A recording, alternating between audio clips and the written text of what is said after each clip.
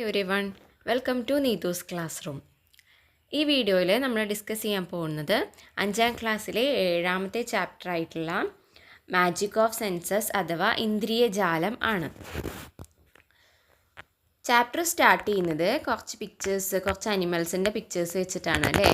And അവർ പറയുന്ന ഓരോ ഡയലോഗ്സും കൊടുത്തിട്ടുണ്ട്. എന്തൊക്കെയാണ് പറയുന്നത്? ഫസ്റ്റ് വൺ ആരാ? ഡോഗാണ് അല്ലേ. ഡോഗ് എന്ത് പറയുന്നു? I can recognise even the lowest of the sounds. എനിക്ക് എന്ത് തിരിച്ചറിയാൻ പറ്റും? ഏറ്റവും ചെറിയ സൗണ്ട് പോലും എനിക്ക് കേൾക്കാൻ പറ്റും. ആൻഡ് അടുത്തത് ഈഗിൾ എന്താ പറയുന്നത്? I can see the prey even from a great distance. എനിക്ക് ഒരുപാട് ദൂരത്തുനിന്ന് പോലും ഒരു ചെറിയ സാധനത്തിന് എന്ത് ചെയ്യാൻ പറ്റും? കാണാൻ പറ്റും. പരുന്ത് കണ്ടിട്ടില്ലേ ആകാശത്ത് ഇങ്ങനെ വട്ടിട്ട് പറക്കുന്നത്? അതെന്താ ചെയ്യുന്നത്? താഴെ ഭൂമിയിലുള്ള അതിന് എന്തെങ്കിലും പിടിക്കാൻ പറ്റിയ സാധനം ഉണ്ടോ എന്ന് നോക്കിക്കൊണ്ടാണ് ഇരിക്കുന്നത്. അപ്പോൾ അത്ര ദൂരത്തു നിന്ന് അതിന് എന്ത് ചെയ്യാൻ പറ്റും? കാണാൻ വേണ്ടിയിട്ട് പറ്റും. എന്നിട്ട് അതിന് കാണുമ്പോഴാണ് അത് പറന്നു വന്ന് റാഞ്ചി എടുത്തുകൊണ്ട് പോകുന്നത്. ദെൻ ഡോഗാണെങ്കിലും എങ്ങനെയാണ്? നമ്മൾ രാത്രിയിലൊക്കെ നമ്മൾ കേൾക്കാത്ത സൗണ്ട് പോലും എന്ത് കേൾക്കും? ഡോഗ് കേൾക്കും അല്ലേ. എന്നിട്ട് അത് അതിന് വേണ്ടിയിട്ട് കുരയ്ക്കുകയൊക്കെ ചെയ്യും. അപ്പം അടുത്തതാരാന്ന് നോക്കാം. ബട്ടർഫ്ലൈ എന്താ പറയുന്നത്? I can recognise taste using my legs. അപ്പോൾ എനിക്ക് എന്ത് ചെയ്യാൻ പറ്റും? ടേസ്റ്റ്, രുചികൾ തിരിച്ചറിയാൻ പറ്റും. എന്ത് വെച്ചിട്ട്? ടങ്ക് വെച്ചിട്ടാണോ? അല്ല, എൻ്റെ കാലുകൊണ്ട് എനിക്ക് ടേസ്റ്റ് തിരിച്ചറിയാൻ പറ്റും എന്നാണ് ബട്ടർഫ്ലൈ പറയുന്നത്. ബട്ടർഫ്ലൈ എന്തിൻ്റെ ടേസ്റ്റ് ആയിരിക്കും തിരിച്ചറിയുന്നത്? ഹണിയുടെ അല്ലേ. ഹണിയുടെ ടേസ്റ്റ് തിരിച്ചറിയാൻ ബട്ടർഫ്ലൈക്ക് പറ്റും. ദെൻ അടുത്തത് ബെയർ എന്താ പറയുന്നത്? I can recognise even the faintest of smells. എനിക്ക് വളരെ ചെറിയൊരു സ്മെല്ല് പോലും, വളരെ നേർത്ത ഒരു സ്മെല്ല് പോലും എനിക്ക് തിരിച്ചറിയാൻ പറ്റും. അപ്പോൾ കരടിക്ക് എന്ത് ചെയ്യാൻ പറ്റും? സ്മെല്ല് ദൂരെ നിന്ന് തന്നെ തിരിച്ചറിഞ്ഞിട്ട് അതിൻ്റെ ആഹാരം കണ്ടെത്താൻ വേണ്ടിയിട്ട് പറ്റും. ദെൻ അടുത്തത് last one crocodile. Even if my body is hard like a rock I will know wherever touched. എന്ത് ചെയ്യാൻ പറ്റും? ക്രൊക്കോഡൈലിൻ്റെ സ്കിൻ എങ്ങനെയാണ്? ഭയങ്കര ഹാർഡായിട്ടാണ് അല്ലേ. കല്ല് പോലെ ഇരിക്കുന്ന, നമുക്ക് കാണുമ്പോഴും അങ്ങനെ ഒരു ഹാർഡായിട്ടുള്ള സർഫസ് പോലെ തോന്നും. പക്ഷേ അതിന് എല്ലാം തിരിച്ചറിയാൻ പറ്റുന്നു. അതായത് അതിൻ്റെ ബോഡിയിൽ ടച്ച് ചെയ്യുന്നത് എന്തായാലും, അതിപ്പം എന്ത് സാധനമാണെങ്കിലും, വെള്ളമാണെങ്കിലും, അല്ലെങ്കിൽ അത് തണുപ്പാണെങ്കിലും ചൂടാണെങ്കിലും, അതൊക്കെ എന്തിന് തിരിച്ചറിയാൻ പറ്റും? ക്രൊക്കോഡൈലിന് തിരിച്ചറിയാൻ പറ്റും. അതേപോലെ നമുക്ക് ഒരുപാട് കാര്യങ്ങൾ തിരിച്ചറിയാം അല്ലേ. ഇപ്പോൾ നമുക്കും ഇങ്ങനെ കുറേ സെൻസുകളുണ്ട്. അപ്പോൾ അതിനെക്കുറിച്ചാണ് നമ്മൾ ഈ പാഠത്തിൽ പഠിക്കുന്നത്. നമ്മുടെ സെൻസ് ഓർഗൻസ് ഏതാണ്, അവയുടെ പ്രത്യേകതകൾ എന്തൊക്കെയാണ് എന്നൊക്കെയാണ് പഠിക്കുന്നത്. You have read what each creature has said, haven't you? What are the special abilities of these creatures to recognize their surroundings? അപ്പോൾ നമ്മൾ ഇതൊക്കെ വായിച്ചു. അങ്ങനെയാണെങ്കിൽ ഈ ജീവികൾക്കൊക്കെ എന്തൊക്കെ സ്പെഷ്യൽ എബിലിറ്റീസ് ആണ്, പ്രത്യേക കഴിവുകൾ എന്തൊക്കെയാണുള്ളത് അവരുടെ ചുറ്റുപാടിൽ ജീവിക്കുന്നതിനും തിരിച്ചറിയുന്നതിനും ഒക്കെ വേണ്ടിയിട്ട്. Examine the illustration and complete the table below. അപ്പോൾ അത് വെച്ചിട്ട് ഈ ടേബിൾ കംപ്ലീറ്റ് ചെയ്യാൻ വേണ്ടിയിട്ടാണ് പറയുന്നത്. എന്തൊക്കെ കൊടുത്തിട്ടുണ്ട്? ക്രീച്ചർ നെയിം ഉണ്ട്, അവർ ഏത് ഓർഗനാണ്, ഏത് അവയവമാണ് അവരുടെ സ്പെഷ്യൽ എബിലിറ്റിക്ക് വേണ്ടിയിട്ട് ഉപയോഗിക്കുന്നത്, ആൻഡ് അവരുടെ സ്പെഷ്യൽ എബിലിറ്റി എന്താണെന്നാണ് ചോദിക്കുന്നത്.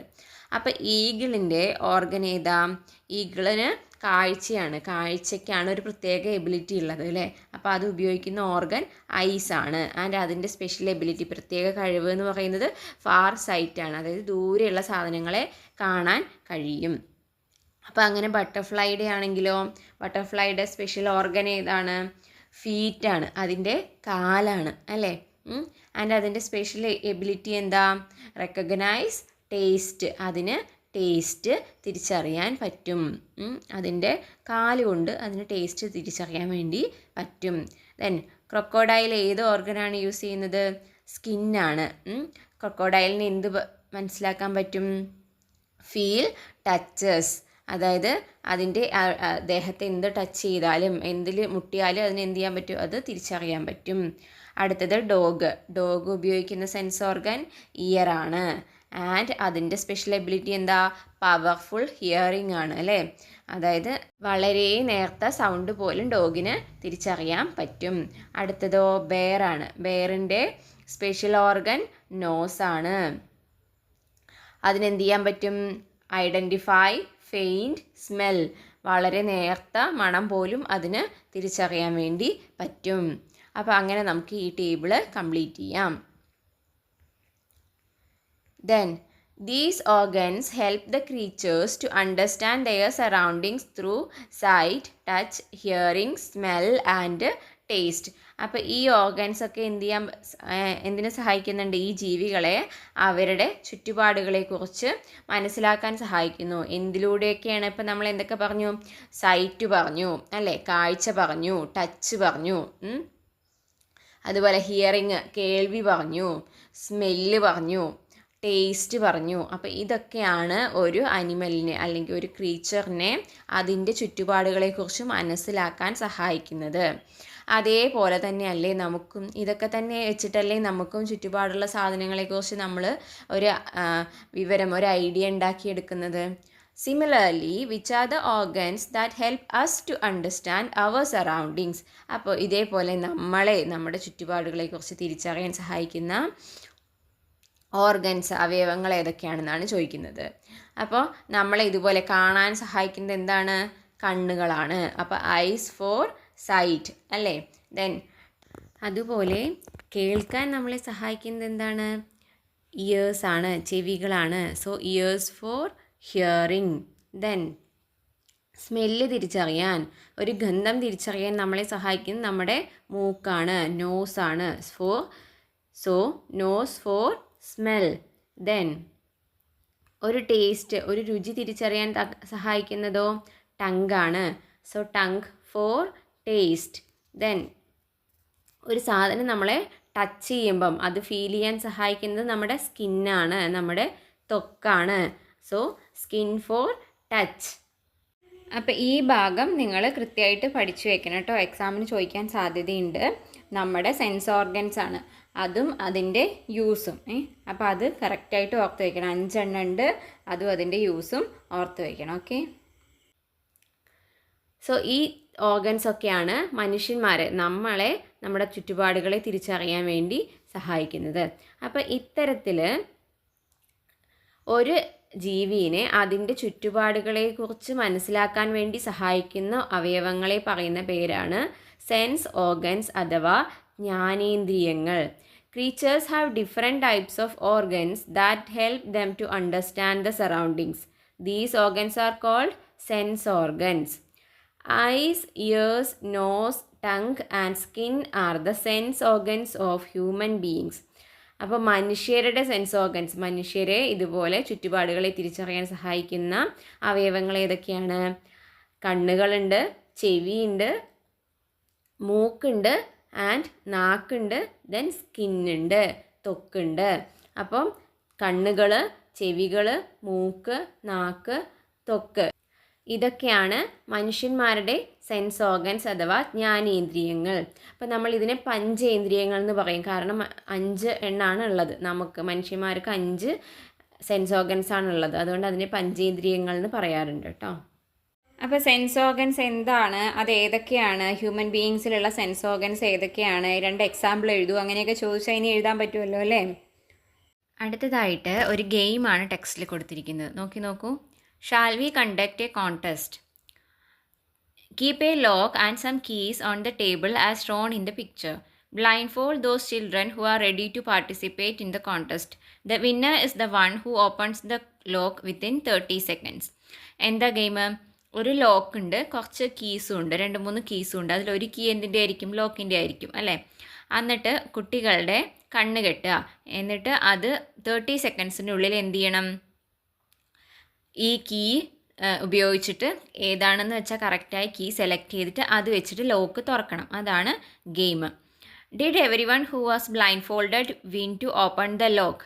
അപ്പോൾ എല്ലാവർക്കും 30 സെക്കൻഡിൻ്റെ ഉള്ളിൽ തുറക്കാൻ സാധിച്ചോ എന്നാണ് ചോദിക്കുന്നത്. എല്ലാവരെ കൊണ്ട് സാധിക്കുമോ 30 സെക്കൻഡിനുള്ളിൽ ആ ലോക്ക് തുറക്കാൻ വേണ്ടി പറ്റുമോ? ഇല്ല അല്ലേ.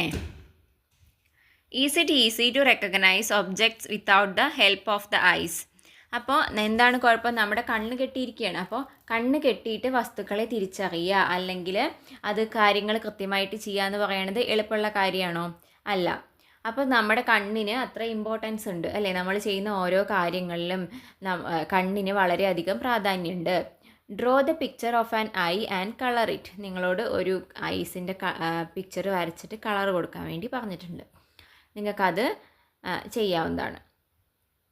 Then when the position changes. അടുത്തത് നമ്മൾ നോക്കാൻ പോണത് കണ്ണിൻ്റെ സ്ഥാനത്തിൻ്റെ പ്രത്യേകതയാണ്. എല്ലാവരുടെയും കണ്ണ്, എല്ലാത്തരം ജീവികളുടെയും കണ്ണ് ഒരേപോലെയാണോ? കണ്ണിൻ്റെ പൊസിഷൻ ഒരേപോലെയാണോ? കൊടുത്തിട്ടുള്ള പിക്ചേഴ്സ് നോക്കൂ. Are the eyes of other creatures similar to our own eyes? Look at the position of the eyes of the creatures in the picture. ഈ എല്ലാ ജീവികൾക്കും ഇപ്പോൾ മനുഷ്യന്മാരുടെ നമ്മുടെ കണ്ണ് പോലെ തന്നെയാണോ എല്ലാ അനിമൽസിൻ്റെയും കണ്ണ്? അല്ലല്ലോ, വ്യത്യാസമല്ലേ. ഈ കൊടുത്തിരിക്കുന്ന പിക്ചേഴ്സ് നോക്കൂ. എന്തിൻ്റെയൊക്കെയാണ്? ഒരു ആടുണ്ട്, ഒരു കടുവയുണ്ട്, പിന്നെ ഒരു കോഴിയുണ്ട് അല്ലേ? ഇതിൻ്റെയൊക്കെ കണ്ണിൻ്റെ പ്രത്യേകത നോക്കൂ. എല്ലാവരുടെയും കണ്ണ് ഒരേ പൊസിഷനിലാണോ? ആടിൻ്റെ കണ്ണ് എങ്ങനെയാണ്? രണ്ട് സൈഡിലായിട്ടാണ് അല്ലേ? നമുക്ക് അങ്ങനെ കറക്റ്റ് രണ്ട് കണ്ണും കൃത്യമായിട്ട് ഫ്രണ്ടിൽ നിന്ന് നോക്കുമ്പോൾ കാണാൻ പറ്റുന്നില്ല. അതേസമയം കടുവയുടെ ആണെങ്കിലോ കൃത്യമായിട്ട് രണ്ട് കണ്ണ് നമുക്ക് കാണാൻ പറ്റും. നമ്മൾ മനുഷ്യന്മാരുടെ അങ്ങനെയല്ലേ? നമ്മൾക്ക് ഒരാളുടെ മുഖത്ത് നോക്കുമ്പോൾ കറക്റ്റായിട്ട് രണ്ട് കണ്ണ് നമുക്ക് കാണാൻ വേണ്ടിയിട്ട് പറ്റും.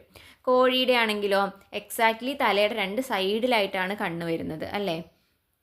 How does the position of the eyes help these creatures? അപ്പോൾ ഈ ജീവികളുടെ കണ്ണിൻ്റെ സ്ഥാനം അവരെ ഏതെങ്കിലും രീതിയിൽ സഹായിക്കുന്നുണ്ടോ എന്നാണ് നമ്മൾ നോക്കാൻ പോണത്. Classify creatures into groups of on the basis of the position of their eyes. അപ്പോൾ താഴെ ഒരു ടേബിൾ കൊടുത്തിട്ടുണ്ട്. കണ്ണിൻ്റെ പൊസിഷൻ അനുസരിച്ചിട്ട് ജീവികളെ തരംതിരിച്ച് എഴുതാൻ വേണ്ടിയിട്ടാണ് പറയുന്നത്. Eyes in front of the head. Those with eyes in front of the head. കണ്ണിൻ്റെ തലയുടെ മുൻഭാഗത്തായിട്ട് കണ്ണ് വരുന്ന ജീവികളെയാണ് ഫസ്റ്റത്തെ കോളത്തിൽ എഴുതുന്നത്. Those with eyes on the sides of the head. കണ്ണ് സൈഡിൽ വരുന്ന, തലയുടെ രണ്ട് സൈഡിലായിട്ട് കണ്ണ് വരുന്ന, വശങ്ങളിലായിട്ട് കണ്ണ് വരുന്ന ജീവികളെയാണ് സെക്കൻഡ് കോളത്തിൽ എഴുതുന്നത്. അപ്പോൾ ഫസ്റ്റ് കോളത്തിൽ നമുക്ക് എന്തൊക്കെ എഴുതാം? നമ്മൾ സ്ഥിരമായിട്ട് കാണുന്ന ജീവികളിൽ എന്തിനൊക്കെയാണ് കണ്ണ് ഫ്രണ്ടിലുള്ളത്? അതായത് നമുക്ക് നോക്കുമ്പോൾ തന്നെ രണ്ട് കണ്ണും കാണാൻ പറ്റുന്ന ജീവികൾ എന്തൊക്കെയാണ്? പൂച്ചയുടെ കാണാൻ പറ്റാറുണ്ട് അല്ലേ? ക്യാറ്റ് എഴുതാം, മങ്കി എഴുതാം. ദെൻ ഹ്യൂമൻ ബീയിങ്സ് ഉണ്ട്, ലയൺ, ഓൾസ്, മൂങ്ങയുടെ കണ്ണ് കറക്റ്റായിട്ട് നമുക്ക് കാണാൻ പറ്റില്ലേ? പിന്നെ ടൈഗർ, ഡോഗ്, ഇതിനൊക്കെ തലയുടെ മുൻവശത്താണ് കണ്ണുള്ളത് അല്ലേ? അതേസമയം തലയുടെ സൈഡിൽ കണ്ണുള്ള ആൾക്കാർ ആരൊക്കെയുള്ളത്? ബേർഡ്സിന് അധികവും ഇപ്പം കാക്കയാണെങ്കിലും പ്രാവാണെങ്കിലും പാരറ്റാണെങ്കിലും തത്തമ്മയാണെങ്കിലും അതിനൊക്കെ എങ്ങനെയാണ്? സൈഡിലാണ് കണ്ണുള്ളത് അല്ലേ? അതുകൂടാതെ അനിമൽസ് വേറെ നോക്കുകയാണെങ്കിലോ റാബിറ്റ്, മുയൽ, അതുപോലെ കൗ, പശുവിന്, സീബ്ര, ഡീർ, എലിഫൻറ്റ്, ഇവർക്കൊക്കെ എങ്ങനെയാണ്? തലയുടെ സൈഡിലായിട്ടാണ് കണ്ണ് വരുന്നത്, രണ്ട് വശങ്ങളിലായിട്ടാണ് കണ്ണ് വരുന്നത്. അപ്പോൾ എന്തിനാണ് ഇങ്ങനെ രണ്ട് തരത്തിൽ കണ്ണ് കൊടുത്തിരിക്കുന്നത്? നമുക്ക് ആദ്യത്തെ കോളത്തിൽ എഴുതിയിരിക്കുന്ന ജീവികളെയൊക്കെ നോക്കൂ. അത് അധികവും കാർണിവോറസ് ആയിട്ടുള്ള അനിമൽസും അങ്ങനെയാണ് അല്ലേ? അതായത് ജീവികളെ പിടിച്ച് തിന്നുന്ന സാധനങ്ങളൊക്കെയാണ് കൂടുതലായിട്ട്, എല്ലാവരും അല്ലെങ്കിലും കൂടുതലായിട്ട് ആദ്യത്തെ കോളത്തിലുള്ളത്. അതേസമയം രണ്ടാമത്തെ കോളത്തിലെടുത്ത് നോക്കൂ. റാബിറ്റ് ആണെങ്കിലും ഡീർ ആണെങ്കിലും ഇതൊക്കെ പ്രേസ് ആണ് അല്ലേ? അതായത് കാർണിവോറസ് ആയിട്ടുള്ള ജീവികൾ പിടിച്ച് തിന്നുന്ന ഹെർബിവോറസ് ആയിട്ടുള്ള അനിമൽസാണ് സെക്കൻഡ് കോളത്തിലുള്ളത്. അപ്പോൾ അവരുടെ ഈ കണ്ണിൻ്റെ പൊസിഷനും അവരുടെ ജീവിത രീതിയും തമ്മിൽ ബന്ധമുണ്ട്. അതാണ് താഴെ കൊടുത്തിരിക്കുന്നത്. വായിച്ചു നോക്കൂ. Animals with eyes on the front of their heads are able to precisely understand the position and distance of the objects. അതായത് കണ്ണിൻ്റെ മുഖത്ത് ഫ്രണ്ടിലായിട്ട് കണ്ണുകളുണ്ടെങ്കിൽ അവർക്ക് എന്ത് ചെയ്യാൻ പറ്റും? ഇപ്പോൾ നമ്മുടെ അവരുടെ മുന്നിലിരിക്കുന്ന ഒരു ജീവിയുടെയോ അല്ലെങ്കിൽ ഒരു സാധനത്തിൻ്റെയോ കറക്റ്റായിട്ടുള്ള പൊസിഷനും അതിലേക്കുള്ള കറക്റ്റായിട്ടുള്ള ദൂരവും കൃത്യമായിട്ട് മനസ്സിലാക്കാൻ പറ്റും. ഇപ്പോൾ നമുക്കാണെങ്കിൽ ഒരു സാധനത്തിനെ കണ്ടാൽ അവിടേക്ക് ഏകദേശം ഒരു ദൂരം എത്രയുണ്ടെന്ന് നമുക്ക് മനസ്സിലാവുമല്ലോ. അതിന് മനസ്സിലാക്കാൻ വേണ്ടിയിട്ടാണ് മുഖത്തിൻ്റെ ഫ്രണ്ടിൽ കണ്ണ് കൊടുത്തിരിക്കുന്നത്. This peculiarity of animals like tigers and lions helps them to catch their prey. അപ്പോൾ ഈ ടൈഗറിനെയും ലയണിനെയൊക്കെ പോലെ കാർണിവോസ് ആയിട്ടുള്ള മാംസബുക്കുകളായിട്ടുള്ള ജീവികൾക്ക് ഒരു സാധനത്തിന് പിടിക്കാൻ പോകണമല്ലേ, ഓടിച്ചെന്ന് പിടിക്കണമെങ്കിൽ അല്ലെങ്കിൽ ചാടി വീണ് പിടിക്കണമെങ്കിൽ അത് ഏകദേശം എത്ര ദൂരത്തു നിന്നാണെന്ന് അവർക്ക് മനസ്സിലാവണ്ടേ. അപ്പോൾ ഇത്തരത്തിലുള്ള കണ്ണുകൾ അവരെ അതിന് സഹായിക്കുന്നുണ്ട്. Then animals with eyes on the sides of their heads are able to see both the sides. ഇനി വശങ്ങളിൽ കണ്ണുള്ള അനിമൽസിൻ്റെ പ്രത്യേകത എന്താ, അവർക്ക് എന്താ അതുകൊണ്ടുള്ള ഗുണം, അവർക്ക് രണ്ട് സൈഡും എന്ത് ചെയ്യാൻ പറ്റും, കൃത്യമായിട്ട് കാണാൻ പറ്റും. This feature helps animals like deer and rabbits to escape from their predators. അപ്പോൾ ഇത്തരത്തിലുള്ള കണ്ണുകൾ മാനുകളെയും മുയലുകളെയൊക്കെ പോലെയുള്ള ജീവികളെ എന്ത് ചെയ്യും, അതിൻ്റെ പ്രിഡേറ്റേഴ്സ്, അതിന് പിടിക്കാൻ വരുന്ന ജീവികളിൽ നിന്ന് രക്ഷപ്പെടാൻ വേണ്ടി സഹായിക്കും. കാരണം അത് വല്ല പുല്ലൊക്കെ തിന്നുകൊണ്ടിരിക്കുമ്പോഴായിരിക്കും അല്ലേ വല്ല പുലിയോ കടുവയൊക്കെ പതുങ്ങി വരുന്നത്. അപ്പോൾ അതിന് എന്ത് ചെയ്യാൻ പറ്റും, ബാക്ക് സൈഡ് വരെ കാണാൻ വേണ്ടിയിട്ട് പറ്റും. അപ്പോൾ പെട്ടെന്ന് അതിന് ഓടി രക്ഷപ്പെടാൻ വേണ്ടി പറ്റും. അപ്പം ഈ കണ്ണിൻ്റെ പൊസിഷനും അവരുടെ ജീവിത രീതി, അനിമൽസിൻ്റെ ജീവിത രീതിയൊക്കെ തമ്മിൽ എന്തുണ്ട്, അത്ര കണ്ട് ബന്ധമുണ്ട് എന്നാണ് പറയുന്നത്. ഇപ്പോൾ മങ്കീസിനാണെങ്കിൽ മങ്കീസിന് എങ്ങനെ ഫ്രണ്ടിലാണ് കണ്ണാന്ന് പറയാം അല്ലേ. ആ മങ്കീസ് എങ്ങനെ ഒരു കമ്പിൽ നിന്ന് വേറൊരു കമ്പിലേക്ക് ചാടിയൊക്കെ പിടിച്ചിട്ടല്ലേ പോവുക. അപ്പോൾ ആ ചാടി പിടിക്കണമെങ്കിൽ അവർക്ക് എന്ത് ചെയ്യണം, ഡിസ്റ്റൻസ് മനസ്സിലാവണ്ടേ. അപ്പോൾ അതിനൊക്കെ ഹെൽപ്പ് ചെയ്യുന്നുണ്ട് കേട്ടോ. അടുത്തതായിട്ട് കുറച്ച് അനിമൽസിൻ്റെ കണ്ണിൻ്റെ ചില പ്രത്യേകതകളെക്കുറിച്ച് കൊടുത്തിട്ടുണ്ട്, വായിച്ചു നോക്കാം. ഫസ്റ്റത്തെ ആരാണ്, ക്യാറ്റ് അല്ലേ. The pupil of a cat's eye appears to constrict in the daylight and dilate to the maximum at night. This helps the cat to see even in low light. A cat's eye has a layer of specialized cells. That is the reason for the shining of their eyes at night. The eyes of many animals that hunt for prey at night have this feature. അപ്പോൾ എന്തൊക്കെയാണ് കാറ്റിൻ്റെ കണ്ണിൻ്റെ പ്രത്യേകത? ഒന്ന്, അതിൻ്റെ കൃഷ്ണമണി. നമ്മുടെ കണ്ണിൻ്റെ സെൻറ്ററിലൊരു ബ്ലാക്ക് പോർഷൻ ഉണ്ട് അല്ലേ, അതിനാണ് എന്ത് പറയുക, കൃഷ്ണമണി അല്ലെങ്കിൽ പ്യൂപ്പിൾ ഓഫ് ദ ഐ എന്ന് പറയുന്നത്. അപ്പോൾ ക്യാറ്റിൻ്റെ പ്യൂപ്പിൾ എങ്ങനെയാണ്, പകൽ നന്നായിട്ട് ചുരുങ്ങിയിരിക്കും, കോൺസ്ട്രിക്റ്റ് ആയിട്ടിരിക്കും. ആൻഡ് രാത്രിയാകുമ്പം ഡാർക്ക് ലൈറ്റിൽ അതെന്ത് ചെയ്യും, ഇങ്ങനെ വലുതായി വരും. അത് നമുക്ക് സൂക്ഷിച്ച് നോക്കിയാൽ അറിയാം കേട്ടോ. ഇരുട്ടത്തിരിക്കുമ്പോഴും വെളിച്ചത്തിരിക്കുമ്പോഴും പൂച്ചയുടെ കണ്ണിൽ ഇങ്ങനെ വ്യത്യാസം വരുന്നത് കാണാൻ പറ്റും. ഇതെന്തിനു വേണ്ടിയിട്ടാണ്, അപ്പോൾ രാത്രിയിൽ അത് ഡൈലേറ്റ് ചെയ്യുമ്പോൾ കൃഷ്ണമണി വലുതാവുമ്പം അതിന് കുറച്ച് വെളിച്ചം ഉണ്ടെങ്കിലും ആ വെളിച്ചം വെച്ചിട്ട് സാധനങ്ങളെ കാണാൻ പറ്റും. അതായത് നമ്മളെക്കാളും നന്നായിട്ട് ഇരുട്ടത്ത് ആർക്ക് കണ്ണ് കാണാൻ പറ്റും, പൂച്ചയ്ക്കും നായ്ക്കും ഒക്കെ കണ്ണ് കാണാൻ വേണ്ടിയിട്ട് പറ്റും. അതെന്തുകൊണ്ട്, അവരുടെ കണ്ണിന് ഇങ്ങനെ ഒരു പ്രത്യേകത ഉള്ളതുകൊണ്ടാണ്. പിന്നെ അതേപോലെ പൂച്ചയുടെ കണ്ണ് രാത്രി തിളങ്ങണം നിങ്ങൾ ശ്രദ്ധിച്ചിട്ടുണ്ടോ? പൂച്ച, നായ, അതിൻ്റെയൊക്കെ കണ്ണ് രാത്രിയിൽ തിളങ്ങും. അതെന്തുകൊണ്ടാണ്, അവരുടെ കണ്ണിലൊരു പ്രത്യേക തരം സെല്ലുണ്ട്, ഒരു ലെയർ ഓഫ് സ്പെഷ്യലൈസ്ഡ് സെൽസ് ഉണ്ട്, അതുകൊണ്ടാണ് അതങ്ങനെ തിളങ്ങുന്നത്. അപ്പോൾ പൊതുവേ രാത്രിയിൽ ഈ ഇര പിടിക്കുന്ന, രാത്രിയിൽ ആക്റ്റീവായിട്ടിരിക്കുന്ന ജീവികളുടെ കണ്ണുകൾക്കൊക്കെ ഇങ്ങനത്തെ പ്രത്യേകതകൾ ഉണ്ടാകും. അത് അവരെ എന്തിനു വേണ്ടി സഹായിക്കുന്നു, രാത്രിയിൽ ഇര തേടാൻ ഇറങ്ങാൻ വേണ്ടിയിട്ട് സഹായിക്കുന്നു. അപ്പോൾ ഈ രാത്രിയിൽ പൂച്ച എലികളെയൊക്കെ പിടിക്കും അല്ലേ, അപ്പോൾ അതിനൊക്കെ ഹെൽപ്പ് ചെയ്യാൻ വേണ്ടിയിട്ടാണ് അവരുടെ കണ്ണിന് ഇത്തരത്തിലുള്ള പ്രത്യേകതകൾ ഉള്ളത്. പിന്നെ അടുത്തതാരാ, ഓളാണ്, മൂങ്ങയാണ് അല്ലേ. മൂങ്ങയുടെ പ്രത്യേകത എന്താ, the owl has large eyes directly at the front of its head. മൂങ്ങയ്ക്ക് രണ്ട് വലിയ കണ്ണുണ്ട്, അത് രണ്ടും എങ്ങനെയാണ്, ഫ്രണ്ടിലുമാണ് അല്ലേ. The owl is also able to see sides behind it by rotating its neck to the back. അപ്പോൾ ഫ്രണ്ടിൽ കണ്ണുണ്ടെങ്കിൽ അത് നമ്മൾ പറഞ്ഞു എന്തിനൊക്കെ വേണ്ടിയിട്ടാണ്, ഡിസ്റ്റൻസ് ഒക്കെ മനസ്സിലാക്കാൻ ഒക്കെ വേണ്ടിയിട്ടാണ് ഫ്രണ്ടിൽ കണ്ണ് ഹെൽപ്പ് ചെയ്യുന്നത്.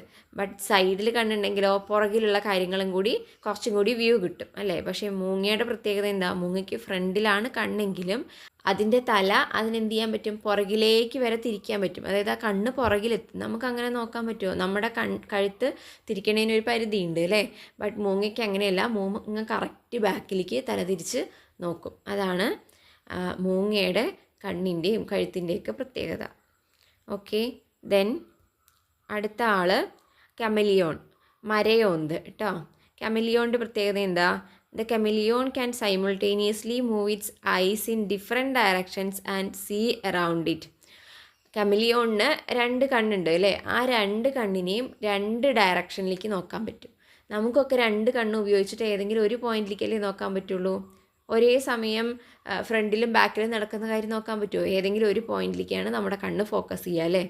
പക്ഷേ കമലിയോണിന് അങ്ങനെയല്ല, രണ്ട് ഡയറക്ഷനിൽ, രണ്ട് കണ്ണ് ഉപയോഗിച്ച് രണ്ട് ഡയറക്ഷനിൽ നോക്കാൻ പറ്റും. അപ്പോൾ അതിന് മൊത്തം കാണാം, അതിൻ്റെ ചുറ്റുപാടും ഒരേപോലെ കണ്ടുകൊണ്ടിരിക്കാൻ വേണ്ടി പറ്റും. അതാണ് കമലിയോൻ്റെ പ്രത്യേകത. അപ്പോൾ ഓരോന്നിൻ്റെയും ജീവിത സാഹചര്യം അനുസരിച്ചിട്ട് അല്ലെങ്കിൽ അതിൻ്റെ രീതികളനുസരിച്ചിട്ട് അതിൻ്റെ കണ്ണുകൾക്കും പ്രത്യേകതയുണ്ട്. ദെൻ അടുത്തതാണ് ഐ ഡിസീസസ്. അപ്പോൾ കണ്ണൊരു വളരെ പ്രധാനപ്പെട്ട അവയവമാണ്, അതുകൊണ്ട് തന്നെ അതിന് വരുന്ന രോഗങ്ങളും പ്രധാനപ്പെട്ടതാണ്. ഫസ്റ്റ് ഒരു റിപ്പോർട്ട് കൊടുത്തിട്ടുണ്ട്, ന്യൂസ് റിപ്പോർട്ട് പോലെ. എന്താ അത്? Conjunctivitis spreading. കൺജങ്ക്റ്റിവിറ്റിസ് എന്ന് വെച്ചാൽ ചെങ്കണ്ണ്. നമുക്കൊക്കെ ചില സമയത്ത് ഇത് വരാറുണ്ട് അല്ലേ? ആർക്കെങ്കിലും ഒരാൾക്ക് വന്നാൽ അതെന്ത് ചെയ്യും? സ്പ്രെഡ് ചെയ്യുകയും ചെയ്യും. Conjunctivitis spreading. Many people in the state are seeking treatment for conjunctivitis. This disease spreads fast among children.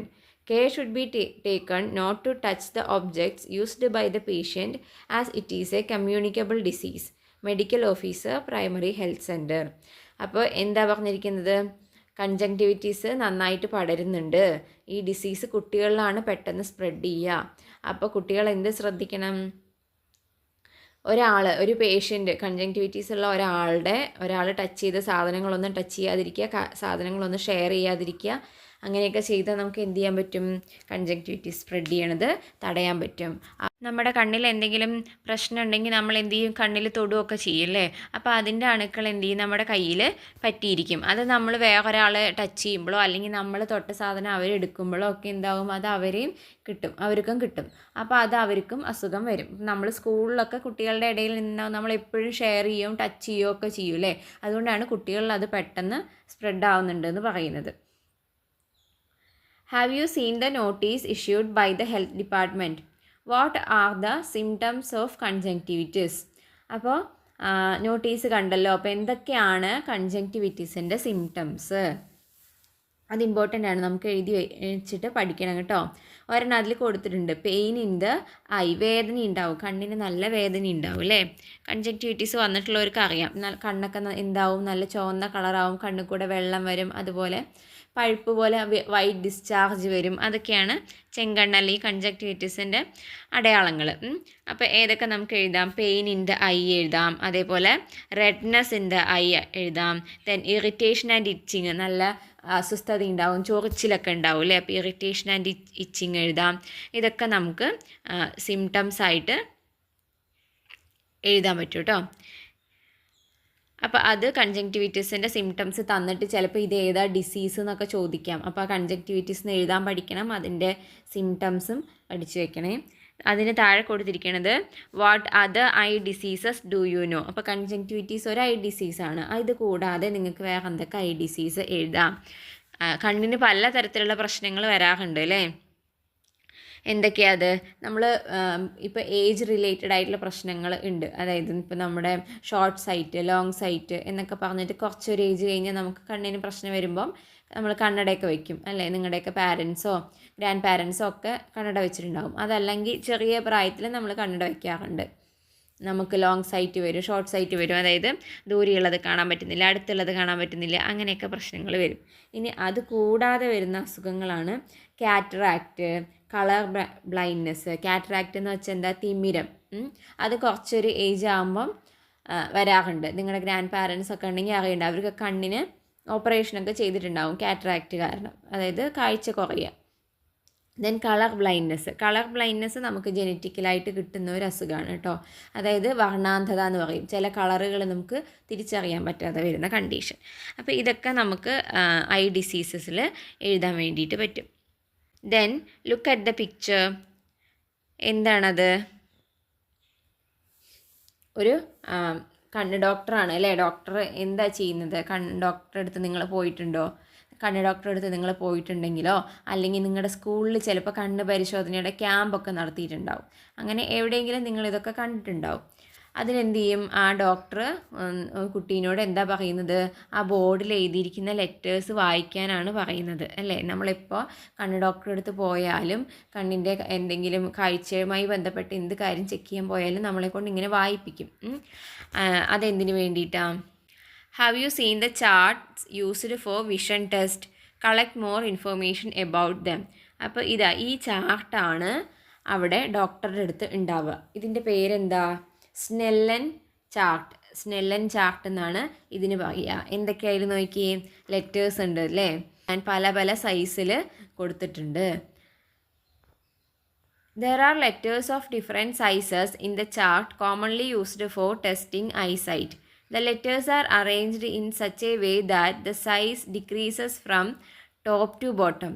This was developed by Dutch ophthalmologist Herman Snellen in 1862.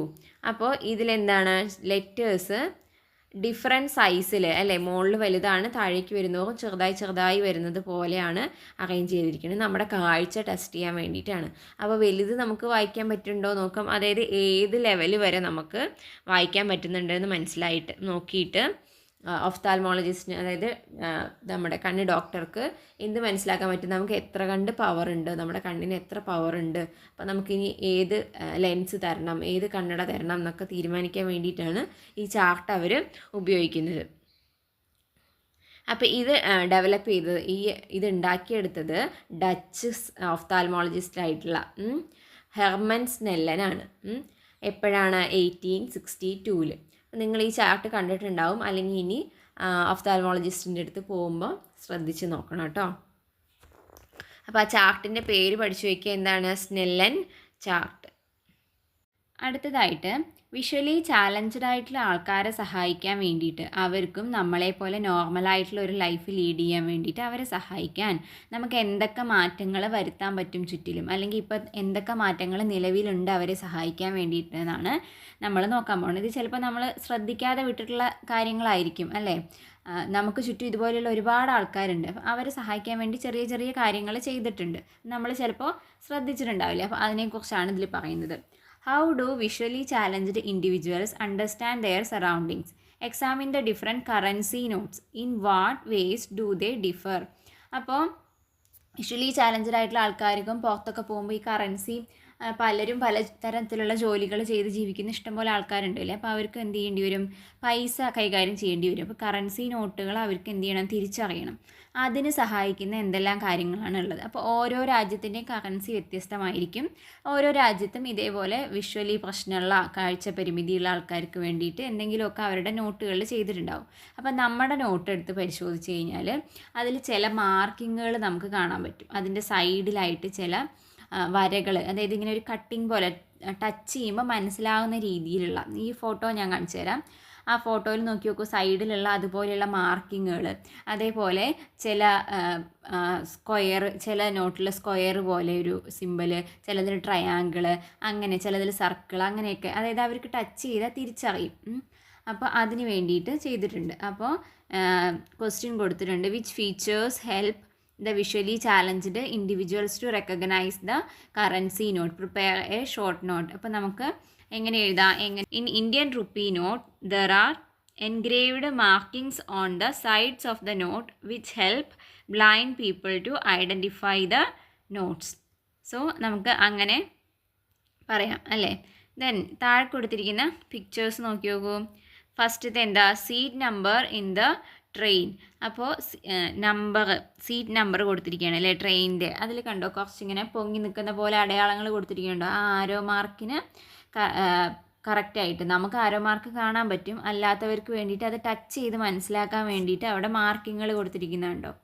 രണ്ടാമത്തെ പിക്ചർ എന്താ, the tile on the footpath. അപ്പോൾ ഈ റോഡിലൂടെ നടക്കുക എന്ന് പറയുന്നതായിരിക്കും visually impaired ആയിട്ടുള്ള ആൾക്കാർക്ക് മെയിൻ ആയിട്ടുള്ള ഒരു ചാലഞ്ച് അല്ലേ. അപ്പോൾ അവർക്ക് കറക്റ്റ് ആ ഫുട്പാത്തിൽ നിന്ന് മാറിപ്പോവാതെ നടക്കാൻ വേണ്ടിയിട്ട് അവിടെ ആ യെല്ലോ കളർ ടൈലിട്ടിരിക്കുന്നുണ്ടോ. അപ്പോൾ അതെങ്ങനെയാണ്, അത് ആ ഗ്രൗണ്ടിൽ നിന്ന് കുറച്ച് പൊങ്ങിയാണ് നിൽക്കുന്നത്. അപ്പോൾ അവർക്ക് എന്ത് ചെയ്യാൻ പറ്റും, ആ ഒരു കറക്റ്റ് പാത്ത് നോക്കി കറക്റ്റായിട്ട് നടക്കാൻ പറ്റും. ഇതുപോലെ തന്നെ ഒരുപാട് കാര്യങ്ങളുണ്ട് കേട്ടോ. How do they benefit visually challenged individuals. അപ്പോൾ ഇത് അവരുടെ ഒരു നിത്യജീവിതത്തിൽ അവർക്ക് നമ്മളെ നോർമലായിട്ടുള്ള ആൾക്കാരെ പോലെ സാധാരണമായിട്ടൊരു ജീവിതം നയിക്കണം, ജോലി ചെയ്യണം, എല്ലാം വേണം അല്ലേ. അപ്പോൾ ഇത്തരം കുഞ്ഞു കുഞ്ഞു കാര്യങ്ങൾ ചെയ്തു കഴിഞ്ഞാൽ അവരുടെ ജീവിതം കുറച്ചും കൂടി ഈസിയാക്കാം. Which features of the devices like mobile phones, watches, computers etcetera help them. അപ്പോൾ ഇനി മോഡേൺ ആയിട്ടുള്ള ഉപകരണങ്ങളിൽ എങ്ങനെയാണ് വിഷ്വലി ഇമ്പേർഡ് ആയിട്ടുള്ള ആൾക്കാരെ സഹായിക്കാൻ വേണ്ടി എന്തൊക്കെ മാറ്റങ്ങൾ വരുത്തിയിട്ടുണ്ട്. താഴെ കുറച്ച് പിക്ചേഴ്സ് കൊടുത്തിട്ടുണ്ട്, നോക്കി നോക്കൂ. ഫസ്റ്റത്തെ എന്താണ്, ഒരു വാച്ചാണ്. നോർമലായിട്ട് സാധാരണ ആൾക്കാർ ഉപയോഗിക്കുന്ന പോലത്തെ വാച്ചാണോ, അല്ല, അതൊരു ടോക്കിംഗ് ആൻഡ് ടോക്ടെയിൽ വാച്ചാണ്. അതായത് അതിലെന്ത് കേൾക്കാം, അതിൽ നമുക്ക് എന്ത് ചെയ്യാം, അതിൻ്റെ ഗ്ലാസ് ഓപ്പൺ ചെയ്തിട്ട് അതിൽ തൊട്ട് മനസ്സിലാക്കാം. അപ്പോൾ ആ സൂചികൾ മൂവ് ചെയ്യുന്നത് അവർക്ക് ടച്ച് ചെയ്ത് മനസ്സിലാക്കാം. അപ്പോൾ ടൈമിങ് മനസ്സിലാവും. അതേപോലെ അതിൻ്റെ കീ എത്തിക്കഴിഞ്ഞാൽ അത് പറയും, ടൈമിങ്ങിനെ പറയും. ടോക്കിങ്ങുമാണ്. അപ്പോൾ അപ്പോഴും സമയം കൃത്യമായിട്ട് മനസ്സിലാവും. ഇനി രണ്ടാമത്തേത് നോക്കിക്കേ, അതൊരു മാപ്പാണ്, ഷെയ്ഡഡ് മാപ്പാണ്. എങ്ങനെയാണ്, സാധാരണ ഒരു പേപ്പറല്ല, അതിലിങ്ങനെ പൊങ്ങി നിൽക്കുന്നുണ്ട്. അതായത് ഇപ്പോൾ ഹൈറ്റുള്ള പ്രദേശമാണെങ്കിൽ അതിന് കുറച്ച് ഹൈറ്റായിട്ട് കാണിക്കുന്നുണ്ട്, കണ്ടോ. അപ്പോൾ ഒരു ഏഷ്യയുടെ മാപ്പാണ് അതിൽ കൊടുത്തിരിക്കുന്നത്. അപ്പോൾ ആ ഭാഗങ്ങൾ തൊട്ട് മനസ്സിലാക്കാം, അവർക്ക് കാണാൻ പറ്റാത്തവർക്ക് അത് തൊട്ട് മനസ്സിലാക്കി ആ ഒരു ഷേപ്പ് മനസ്സിലേക്ക് എടുക്കാൻ വേണ്ടിയിട്ട് പറ്റും. ഇനി അടുത്തതാണെങ്കിലോ, അതൊരു ഡിജിറ്റൽ ഡിസ്പ്ലേ ആണ്, ഒരു ഡിജിറ്റൽ ബ്രെയിലി ഡിസ്പ്ലേ ആണ്. അതായത് അവർക്ക് ടച്ച് ചെയ്തിട്ട് മനസ്സിലാക്കാൻ പറ്റും എന്താ എഴുതിയിരിക്കുന്നത് എന്നുള്ളത്, ടച്ച് ചെയ്ത് മനസ്സിലാക്കാൻ പറ്റുന്ന ഒരു ഡിസ്പ്ലേ ആണ്. അതേപോലെ താഴെയുള്ള ഫസ്റ്റ് പിക്ചർ വൈറ്റ് കെയിൻ ആണ്. അതായത് വിഷ്വലി പ്രോബ്ലമുള്ള ആൾക്കാർ ഉപയോഗിക്കുന്ന പ്രത്യേകതരം ഒരു വെള്ള വടി ഉണ്ടല്ലോ, അതാണ്. അതിനെക്കുറിച്ച് കൂടുതൽ താഴെ പറയുന്നുണ്ട് കേട്ടോ. ഇനി അടുത്തതാണെങ്കിൽ അതൊരു ബ്രെയിലി റൈറ്റിംഗ് സ്ലേറ്റ് ആണ്. അപ്പോൾ എന്താ ഈ ബ്രെയിലി എന്ന് പറഞ്ഞാൽ, അതായത് കണ്ണ് കാണാത്ത ആൾക്കാർ, കാഴ്ചയ്ക്ക് ബുദ്ധിമുട്ടുള്ള ആൾക്കാർ ടച്ച് ചെയ്ത് വായിക്കുന്ന ഒരു ലിപിയുണ്ട്. അതായത് നമ്മൾ നോർമലി എഴുതുന്നതല്ലാതെ ഇങ്ങനെ പൊങ്ങി പൊങ്ങി നിൽക്കും. ലാസ്റ്റ് പിക്ചർ നോക്കിയാൽ നിങ്ങൾക്ക് മനസ്സിലാവും.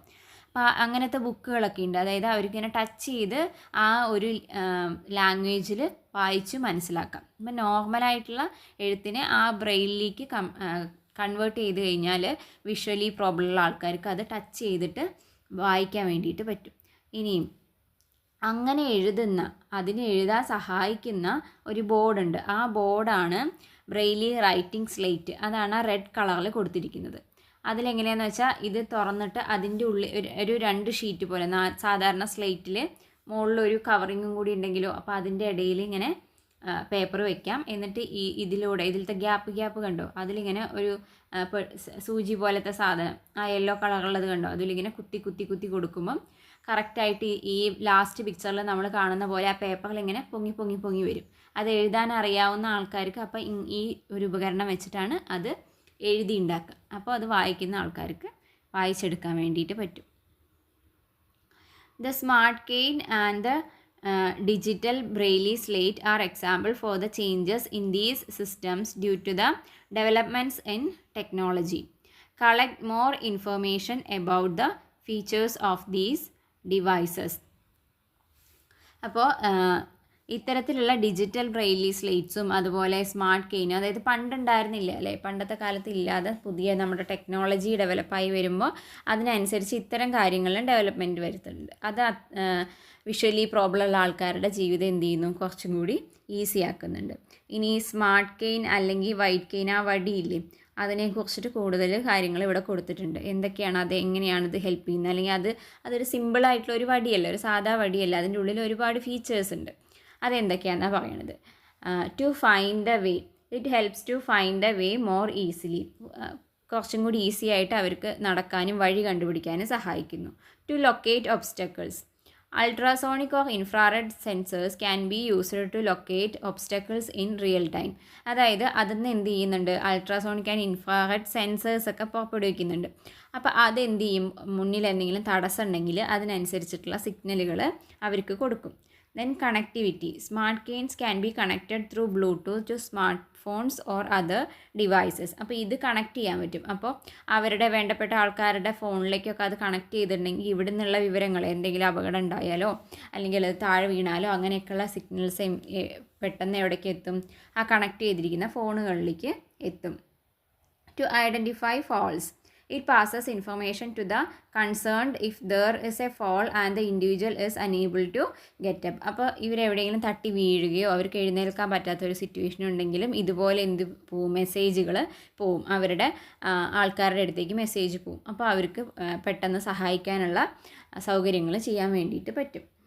ദെൻ കസ്റ്റമൈസേഷൻ, അതായത് ഓരോരുത്തരുടെ ആവശ്യങ്ങൾക്കനുസരിച്ച് അതിൻ്റെ സൗകര്യങ്ങൾ ക്രമീകരിക്കാൻ പറ്റും. അതായത് ഹൈറ്റ്, അഡ്ജസ്റ്റബിൾ ഹൈറ്റ് ഉണ്ട്, ദെൻ ഡിഫറെൻറ്റ് ഹാൻഡിൽ ഗ്രിപ്സ് ഉണ്ട്, ഡിഫറെൻറ്റ് സെൻസറി ഫീഡ്ബാക്ക് അറേഞ്ച്മെൻറ്റ്സ്. അപ്പോൾ ഇതൊക്കെ ഓരോരുത്തരുടെയും പ്രത്യേകതകൾക്കനുസരിച്ചിട്ട് നമുക്കതിൽ മാറ്റങ്ങൾ വരുത്തി കസ്റ്റമൈസ് ചെയ്ത് കൊടുക്കാൻ വേണ്ടിയിട്ട് പറ്റും. Then data collection. They can collect information about distance travelled, walking speed, obstacles faced etcetera. അപ്പോൾ ഇവർ നടക്കുന്ന സമയത്തുണ്ടാകുന്ന, അതായത് നോർമലി പോകുന്ന വഴികളിൽ നിന്ന് എന്തൊക്കെ അവർ ആ സ്മാർട്ട് കെയിൻ തന്നെ ഇൻഫർമേഷൻ കളക്ട് ചെയ്ത് വെക്കും. എന്തൊക്കെയാണ് പ്രശ്നങ്ങൾ ഉണ്ടാകുന്നത്, അവരുടെ വാക്കിംഗ് സ്പീഡ്. അപ്പോൾ അതിനനുസരിച്ചിട്ട് അവരുടെ ഡെവലപ്മെൻറ്റ്സോ അല്ലെങ്കിൽ അവരുടെ പ്രശ്നങ്ങളൊക്കെ മനസ്സിലാക്കാനും ഒക്കെ പറ്റും. അപ്പോൾ സ്മാർട്ട് കെയിൻ എന്ന് പറഞ്ഞാൽ വെറുതെ ഒരു വടിയല്ല, അതിന് ഒരുപാട് ഡെവലപ്ഡ് ടെക്നോളജിക്കലി ഉണ്ടാക്കിയിട്ടുള്ള കാര്യമാണ്. സോ അപ്പോൾ അത്തരം കാര്യങ്ങളൊക്കെയാണ് വിഷ്വലി ഇമ്പയർഡ് ആയിട്ടുള്ള ആൾക്കാരെ സഹായിക്കാൻ വേണ്ടിയിട്ട് നിലവിലുള്ള സൗകര്യങ്ങൾ. ഇനി അടുത്തത് നോക്കൂ. Just take care, see for a long time. അപ്പോൾ നമ്മൾക്ക് മനസ്സിലായി കണ്ണ് എത്രത്തോളം ഇമ്പോർട്ടൻ്റ് ആണ്, അതില്ലാത്തവർ എത്രമാത്രം അല്ലെങ്കിൽ അതിൽ ബുദ്ധിമുട്ടുള്ളവർ എത്രമാത്രം പ്രശ്നങ്ങൾ അനുഭവിക്കുന്നു. നമ്മൾ എന്ത് ചെയ്യണം? നമ്മൾ നമ്മുടെ കണ്ണുകളെ മാക്സിമം സംരക്ഷിക്കണം അല്ലേ? അപ്പോൾ സംരക്ഷിക്കാൻ വേണ്ടിയിട്ട് നമുക്ക് എന്തൊക്കെ ചെയ്യാൻ പറ്റും? ആദ്യത്തെ പിക്ചറിൽ നോക്കൂ, ഒരു കുട്ടി കണ്ണ് തിരുമ്പുന്നു. അങ്ങനെ തിരുമ്പാൻ പാടുണ്ടോ? അങ്ങനെ ഒരിക്കലും കണ്ണ് ശക്തമായിട്ട് തിരുമ്പരുത്. നമ്മൾ എന്ത് ചെയ്യണം? കണ്ണിൽ എന്തെങ്കിലും പൊടിയൊക്കെ വീണ് കഴിഞ്ഞാൽ കണ്ണ് തിരുമ്പുകയല്ല ചെയ്യേണ്ടത്, നമ്മൾ വെള്ളം ഒഴിച്ച് കഴുകുകയാണ് വേണ്ടത്. തിരുമ്പി കഴിയുമ്പോൾ എന്താ ഉണ്ടാവുക? കുഞ്ഞു പൊടിയാണെങ്കിലും അത് തട്ടിയിട്ട് കണ്ണിൻ്റെ ഉള്ളിൽ സ്ക്രാച്ച് എന്തെങ്കിലും ഉണ്ടാവും, അത് പിന്നീട് ഇൻഫെക്ഷൻ ആവാൻ സാധ്യതയുണ്ട്. ഇനി നമ്മൾ താഴത്തെ പിക്ചർ നോക്കൂ, ഒരു കുട്ടി ലൈറ്റ് ഇട്ടിട്ട് ടി വി കാണുന്നു, ഇരുട്ടത്തിരുന്ന് ടി വി കാണുന്നു. ഏതാണ് കറക്റ്റ്? വെളിച്ചത്തിലിരുന്ന് ടി വി കാണണം. വളരെ ഡാർക്കായിട്ടുള്ള ഒരു കണ്ടീഷനിലിരുന്ന് നമ്മൾ എന്ത് ചെയ്യരുത്?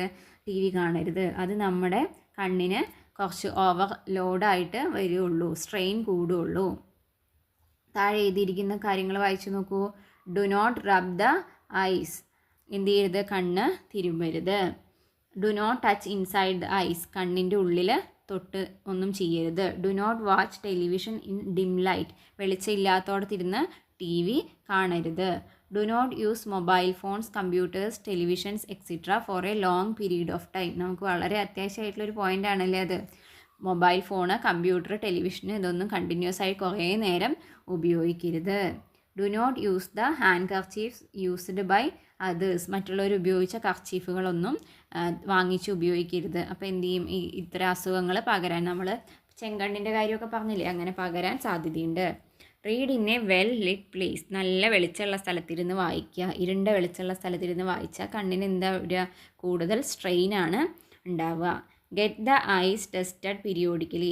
നമ്മൾ എന്ത് ചെയ്യണം? ഒരു നിശ്ചിത ഇടവേളകളിൽ കണ്ണ് ടെസ്റ്റ് ചെയ്യുക, കണ്ണിൻ്റെ പവറിന് വ്യത്യാസം വരുന്നുണ്ടോ എന്നൊക്കെ മനസ്സിലാക്കണം. Include fruits, leafy and other vegetables in the diet. അതുപോലെ നമ്മൾ കഴിക്കുന്ന ഭക്ഷണം ശ്രദ്ധിക്കണം. പഴങ്ങൾ, ഇലക്കറികൾ ഒക്കെ കണ്ണിന് എന്താണ്? വളരെ നല്ലതാണ്. അതിലൊക്കെ വൈറ്റമിൻ എ ഒക്കെ അടങ്ങിയിട്ടുണ്ട്. വൈറ്റമിൻ എ കണ്ണിൻ്റെ പ്രവർത്തനത്തിനൊക്കെ വളരെ ഇമ്പോർട്ടൻ്റ് ആണ്. പോയിന്റുകളൊക്കെ കൃത്യമായി വായിച്ച് മനസ്സിലാക്കി വെക്കണം കേട്ടോ. അപ്പോൾ എക്സാമിന് ഇതിൽ ശരി ഏതാണ്, തെറ്റ് ഏതാണ്, എങ്ങനെയാണ് ചെയ്യേണ്ടത്, അങ്ങനെയുള്ള ക്വസ്റ്റ്യൻസ് ഒക്കെ വരാൻ സാധ്യതയുണ്ട്. അപ്പോൾ ഈ ചാപ്റ്ററിൻ്റെ ബാക്കി ഭാഗം നമുക്ക് അടുത്ത വീഡിയോയിൽ ഡിസ്കസ് ചെയ്യാം. എല്ലാവർക്കും മനസ്സിലായി എന്ന് വിചാരിക്കുന്നു. നിങ്ങളുടെ അഭിപ്രായങ്ങളോ നിർദ്ദേശങ്ങളോ ഒക്കെ ഉണ്ടെങ്കിൽ കമൻറ്റ് ബോക്സിൽ അറിയിക്കുന്നതാണ്. അതുപോലെ ക്ലാസ് നിങ്ങൾക്ക് ഇഷ്ടപ്പെട്ടിട്ടുണ്ടെങ്കിൽ എല്ലാവർക്കും ഒന്ന് ഷെയർ ചെയ്ത് കൊടുക്കാനും ശ്രമിക്കണം. അതേപോലെ നമ്മുടെ ചാനൽ ഒന്ന് സബ്സ്ക്രൈബ് ചെയ്യാനും റിക്വസ്റ്റ് ചെയ്യുന്നു. ഓക്കെ, അപ്പോൾ അടുത്ത വീഡിയോയിൽ കാണാം. ബൈ.